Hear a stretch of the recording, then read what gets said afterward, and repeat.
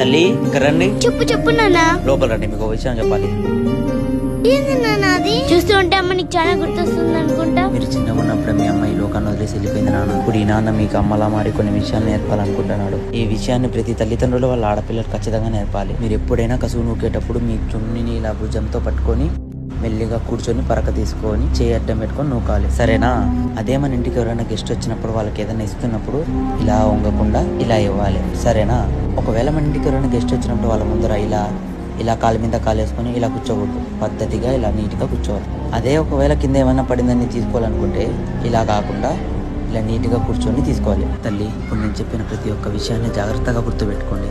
ఇలా గుర్తుపెట్టుకోవడం వల్ల సమాజంలోని చెడు దృష్టి నుంచి మిమ్మల్ని మీరు కాపాడుకోవచ్చు. నాన్న, ఈ రోజు నువ్వు మాకు చాలా ఉపయోగపడే విషయాలు నేర్పావు నాన్న. మేమిద్దరు నీ కూతురైనందుకు చాలా అదృష్టంగా భావిస్తున్నాం నాన్న. ఎందుకంటే నువ్వు